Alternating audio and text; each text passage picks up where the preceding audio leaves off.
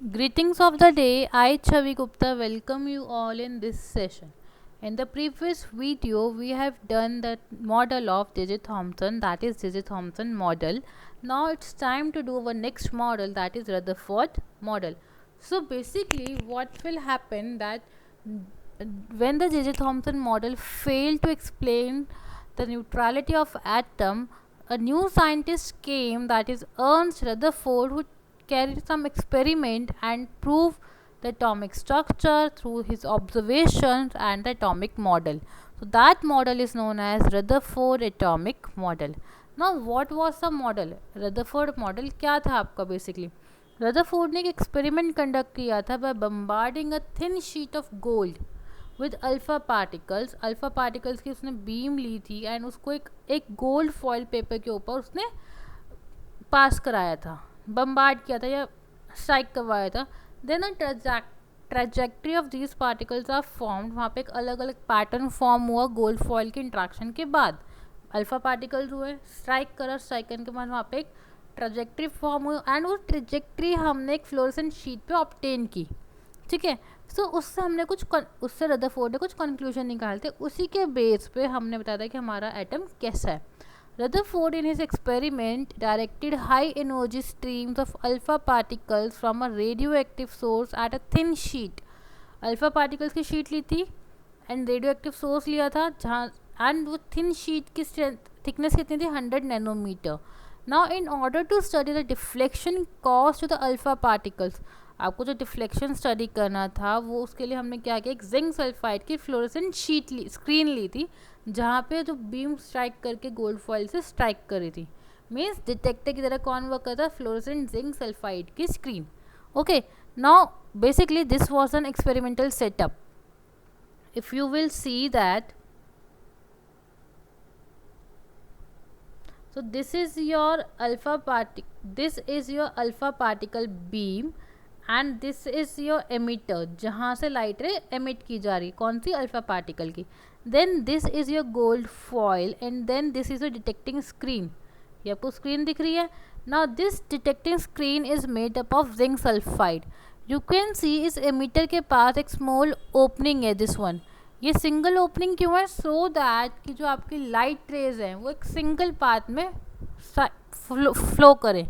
ठीक है, this was the basic experimental setup. Now what the observations he had made, कि उसने क्या ऑब्जर्वेशन देखी जब आपने लाइट रेज को स्ट्राइक कराया. सो आपकी एक्चुअल में ऑब्जर्वेशंस क्या आई, सी एक्चुअल में ऑब्जर्वेशंस क्या आई कि आपने देखा कि कुछ लाइट रेज बिल्कुल सीधी चली गई, जो अल्फ़ा पार्टिकल की रेज हैं वो बिल्कुल सीधी चली गई.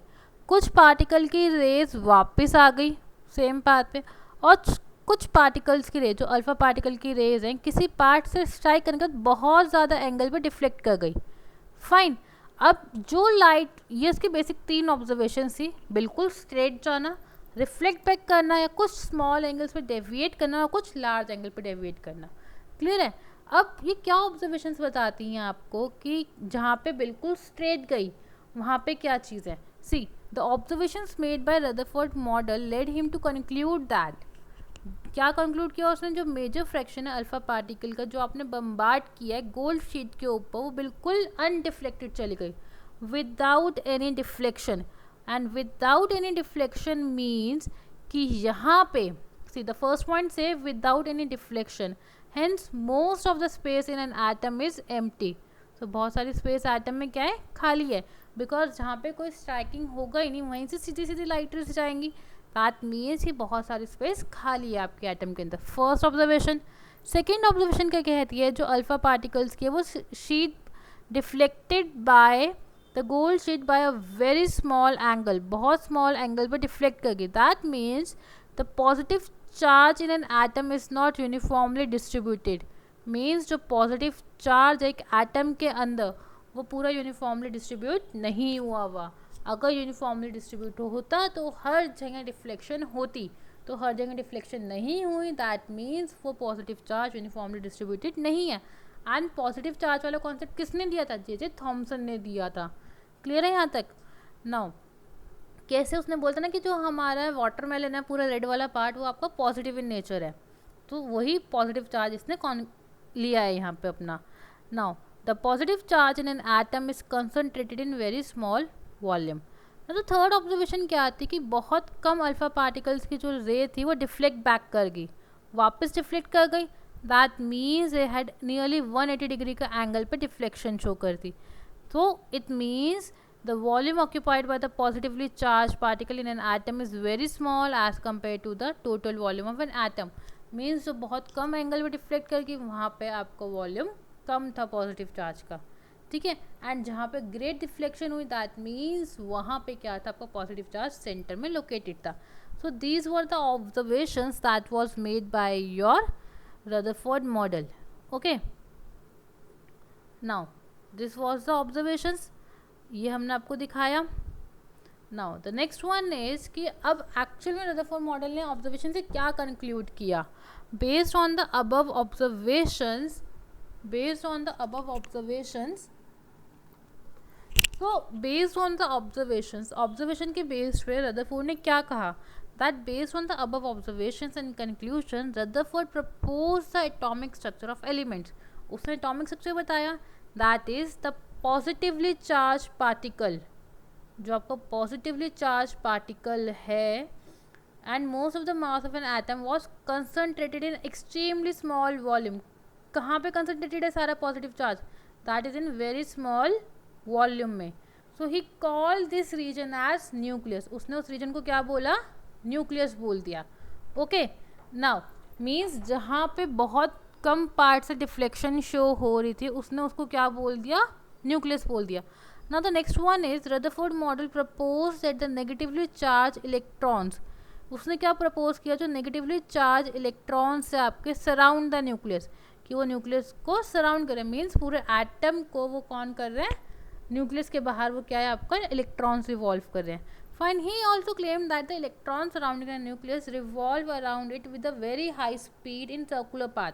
अब वो क्या कहता है कि न्यूक्लियस के अराउंड है, सर्कुलर पाथ में रिवॉल्व कर रहे हैं, बहुत हाई स्पीड से रिवॉल्व कर रहे हैं. ठीक, अब जब इलेक्ट्रॉन्स रिवॉल्व कर रहे हैं बहुत हाई स्पीड से एंड न्यूक्लियस आपका सेंटर पार्ट हो गया, सो एक्चुअल में यहाँ से आपकी एक लिमिटेशन आ जाती है. अभी बताएंगे क्या.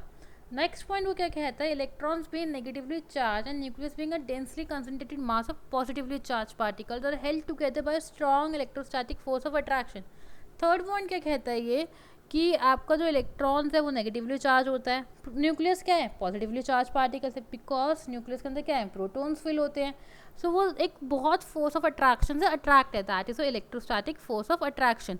बट एक्चुअल में ये मॉडल रिजेक्ट हो गया, ये मॉडल रिजेक्ट हो गया. क्यों हुआ, रीज़न बीइंग उसने क्या बोला कि आपका इलेक्ट्रॉन्स जो है वो बहुत हाई स्पीड पे रिवॉल्व कर रहे हैं, एंड अगर कोई भी चीज़ बहुत हाई स्पीड पे रिवॉल्व करती है तो उसकी स्पीड मेंटेन जो होनी चाहिए ना, तो वो नहीं बता पाए कि ऐसा क्यों है. सो बेसिकली वो आपका जो ये था कॉन्सेप्ट कि रदरफोर्ड मॉडल का फेल हो गया, उसकी लिमिटेशंस आ गई. What was that, that the Rutherford model proposed that the electrons revolve around the nucleus in a fixed path called orbits. उसने ये बात तो बोली कि वो फिक्स्ड पाथ में रिवॉल्व कर रहे हैं, बट मैक्सवेल की थ्योरी के अकॉर्डिंग जो चार्ज पार्टिकल्स होते हैं वो अपने इलेक्ट्रोमैग्नेटिक रेडिएशंस देते हैं, मींस कुछ डिफ्लेक्शंस शो करते हैं. तो जिससे जो इलेक्ट्रॉन न्यूक्लियस के अराउंड रिवॉल्व करता है तो उसकी रेस डेवलप होती है, एंड इस रेस से क्या होता है, बहुत ज़्यादा हाई एनर्जी डेवलप हो जाती है, एंड जिससे क्या होता है आपका ऑर्बिट श्रिंक कर जाते हैं. जब ऑर्बिट श्रिंक करेंगे तो न्यूक्लियस कोलैप्स हो जाएगा. अब हाई स्पीड से रिवॉल्व करता, न्यूक्लियस को श्रिंक करना चाहिए था और न्यूक्लियस कोलैप्स हो जाता, बट एक्चुअल में ऐसा कुछ भी नहीं हुआ. तो एक्चुअल में रदरफोर्ड इस चीज़ को एक्सप्लेन नहीं कर पाया कि मैक्सवेल की थ्योरी के अकॉर्डिंग एटम की स्टेबिलिटी क्यों नहीं आ रही. ठीक, so this was a major argument और मेजर ड्रॉबैक कि आपका रदरफोर्ड का मॉडल आपका वैलिड नहीं हुआ. Although the early atomic model were inaccurate and failed to explain certain experimental setups, they were the base for future developments in the world of quantum mechanics. Okay class, now class we will see a video regarding Rutherford atomic model in 2 parts. Okay, now see the video. What it says, हमने actual में Thompson model पढ़ा था, plum pudding model, जिसमें आपका neutrons जो थे centrally locate embedded से like अ सी. Fine, तो उसी की ऑब्जर्वेशंस को लेके हमारे पास कुछ साइंटिस्ट आया, दैट इज़ रदरफोर्ड। अब उन्होंने क्या एक्सप्लेन किया, आपका एटॉमिक मॉडल एक्सप्लेन किया था कि आपने यहाँ पे गोल्ड फॉइल शीट ली थी। बेसिकली इन्होंने क्या कहा था, रदरफोर्ड ने गोल्ड फॉइल शीट ली, then what will happen, just a minute,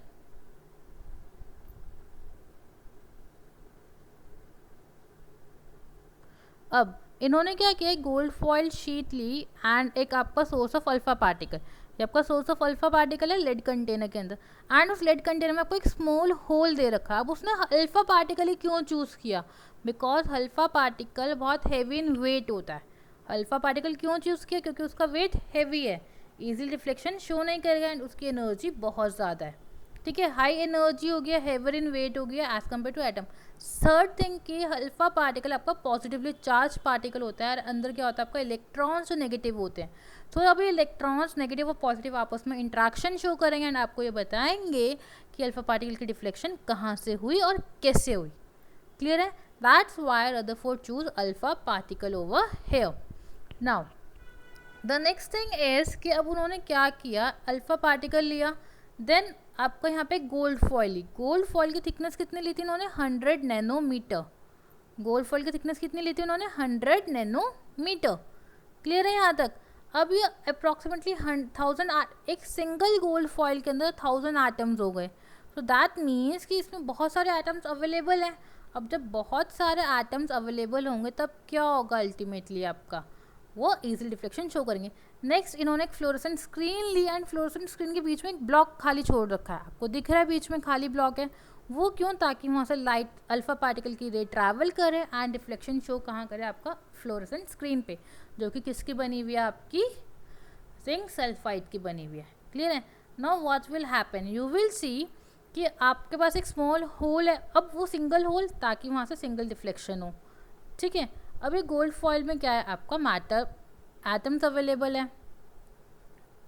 now atoms है, लाइट रे स्ट्राइक करेगी एंड वो कहाँ जाएगी, आपके डिटेक्टर पे जाके डिटेक्ट हो जाएगी and detector is your zinc sulphide screen. Clear है, यहाँ तक तो उन्होंने बताया कि ऐसे ऐसे लाइट रे स्ट्राइक करेंगे and then this is your detector पे जाके आपकी लाइट रेस मीट कर जाएगी। Now next is you can see कि यहाँ पे लाइट रे गई सिंगल होल से एंड देन वो ट्रैवल करके अलग अलग डायरेक्शंस में जा रही है, कुछ नॉन डिफ्लेक्टेड है, कुछ डिफ्लेक्टेड है एंड सम थॉट्स आर बिल्कुल वापस रिवर्ट बैक कर गई। ठीक, सो रिबाउंड बैक वापस आ गई हैं। सो दैट वाज ऑल कि आपका कुछ लाइट रेज डिफ्लेक्टेड आ गई, कुछ लाइट से नॉन डिफ्लेक्टेड आ गए एंड कुछ लाइट रेज रिबाउंड पार्टिकल्स आ गई। ठीक है, सो ऐसा क्यों हुआ, प्लम पुडिंग मॉडल से ही तो उसने सब कुछ लिया। तो अब उसने इस बेसिस बताया कि सब कुछ incorrect, plum pudding model incorrect क्यों है। रीज़न बीइंग कि आपका जो प्लम पुडिंग मॉडल था उसने एक तो इलेक्ट्रॉन की स्टेबिलिटी नहीं बताई थी, सेकेंडली उसने ये नहीं बताया था कि कहाँ पे पॉजिटिव चार्ज और कहाँ पे नेगेटिव चार्ज है। उसने कहा था सिर्फ एक सीड्स की तरह ये आपके इलेक्ट्रॉन्स एम्बेडेड है। Fine, now so this was the conclusion. Now we will see what is how the deflections have been made, कि वो deflections कैसे हुए आपके। okay,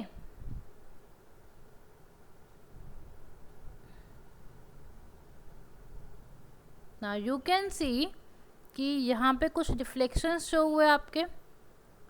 अब वो deflections क्या थे और कैसे मूव कर रहे थे। सी एक्चुअल में आपका क्या हो रहा था, यहाँ पे लाइट रे गई, कुछ पार्ट डिफ्लेक्टेड आया, कुछ पार्ट नॉन डिफ्लेक्टेड आया। अब most of the alpha particles are non deflected, some alpha particles are deflected, you can see over there, and some are rebounded back, कुछ रिबाउंड करके वापस आ गए, आपको जैसे इस डायग्राम में दिखाया जा रहा है। तो ऐसा क्यों हुआ, इसका रीज़न क्या था आपका। So let's study what are the reasons and जिसकी वजह से आपका जे थॉमसन का मॉडल इनकरेक्ट प्रूव हो गया। ठीक है, नाउ सी अब आप यहाँ पे देखो, एक उसने कैसे समझाया, कॉटन बॉल है, उस कॉटन बॉल में आपका एक सेंटर मास लोकेटेड है। ठीक है, हर एक जगह एक सेंटर ऑफ अट्रैक्शन होता है ना, सेम कॉटन बॉल के अंदर में डेंस स्फीयर ले लिया जहाँ पे सेंटर ऑफ अट्रैक्शन है। अब उसने क्या किया, लाइट रेज आई, बम्बार्ड की, आपने बेसिकली गन और बुलेट ली, उसको बम्बार्ड किया। अब बम्बार्ड करने के बाद कुछ सीधी चली गई एंड कुछ उसे टकरा के वापस आ गई। सी यहाँ पे पहले जो गन बम्बार्ड किया गया तो बिल्कुल सीधी चली गई, दैट मीन्स उससे कुछ भी स्ट्राइक नहीं किया। सेकेंड केस में वो बिल्कुल डिफ्लेक्ट हो गई, सी वापस डिफ्लेक्ट हुई। दो केस हो गए, सीधा जाना और डिफ्लेक्शन शो करना। And the third one is कि जहाँ पे आपकी वो रीबाउंड कर जाएगी। ऐसा क्यों हुआ अभी हम सब पढ़ेंगे यहाँ पे। अब ये वापस रीबाउंड करेगी, दैट मीन्स कि यहाँ पर कुछ तो ऐसी चीज़ है ना जिसकी वजह से सारी डिफ्लेक्शन शो हुई है। तो वो कैसे हुई है, सी। अब एटॉमिक स्ट्रक्चर के लिए उसने फर्स्ट पॉइंट क्या लिया कि सारे एटम्स में जो स्पेस है वो जनरली एम्प्टी है। सोर्स ऑफ अल्फा पार्टिकल था, सीधा गया, कोई डिफ्लेक्शन शो नहीं करी। दैट मीन्स ये जो आपका सेंटर बॉल है ना, ये एक्चुअल में आपका गोल्ड फॉइल है जिसको हमने कॉटन बॉल की तरह दिखाया गया है, ठीक। अब पॉजिटिव चार्ज लोकेटेड है बट वो सेंटर में लोकेटेड है।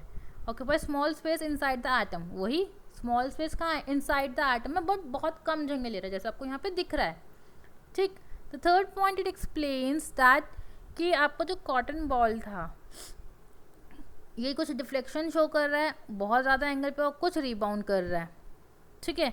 उसने थर्ड पार्ट ये बताया। तो आपकी थर्ड ऑब्जर्वेशन क्या आई इसके बाद? तो थर्ड ऑब्जर्वेशन वॉज दैट जब वो डिफ्लेक्शन शो कर रहा है, थर्ड ऑब्जर्वेशन वॉज जब वो डिफ्लेक्शन शो कर रहा है तो अल्टीमेटली क्या हो रहा है आपका कि वहाँ पे सेंटर में कुछ ऐसा charge, highly charge particle available है जिससे लाइट रेज आपस में डिफ्लेक्ट हो रही है, एक दूसरे से दूर जा रही हैं, ठीक है, सी। एंड इस केस में क्या है, रिबाउंडिंग ऑफ लाइट रेज हो गई।